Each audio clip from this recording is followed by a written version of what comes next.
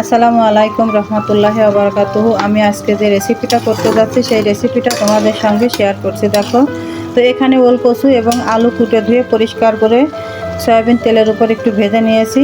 তো এখন এর মধ্যে দিয়ে দেবো আদা রসুনের পেস্ট 1.5 টেবিল চামচ করে, হলুদের গুঁড়া আছে 1 টেবিল চামচ, শুকনো মরিচের গুঁড়া 1 টেবিল চামচ, ধনিয়ার গুঁড়া আছে 1/2 টেবিল চামচ। যেহেতু এখানে আমি ভাজা ধনিয়ার গুঁড়া ব্যবহার করব, তো তার জন্য ধনিয়ার গুঁড়া 1/2 টেবিল চামচ দিয়েছি।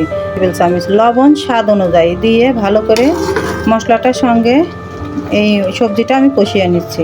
মশলাটা কষানো হয়ে গেছে, তো ওল কচু সিদ্ধ হয়ে গেছে, আলু সিদ্ধ হয়ে গেছে। এখন আমি আমার পরিমাণ মতো ঝোলের পানি দিয়ে নিলাম।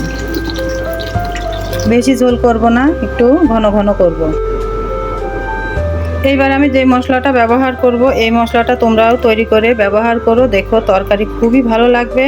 প্রথম যে মশলাটা দিলাম সেই মশলা ধনিয়া, আস্ত ধনিয়া এবং ভাতের চাউল কাঠখোলায় ভেজে ব্লেন্ডার করে রেখেছিলাম, সেটাই ব্যবহার করেছি। আর এখন ব্যবহার করছি ভাজা জিরাটা ভেজে কাঠখোলায় ভেজে পাউডার করে রেখেছিলাম, সেটাই ব্যবহার করছি।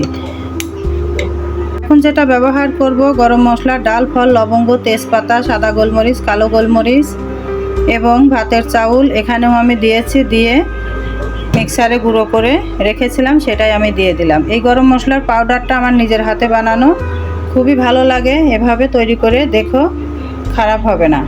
লুকটা দেখো, মূলত আমি ওল কচু আর আলু দিয়ে ডিমের রেসিপিটাই করেছি। তোমাদের ভালো লাগলে ট্রাই করে দেখতে পারো। এখন আমি পরিবেশন করে দেখাচ্ছি।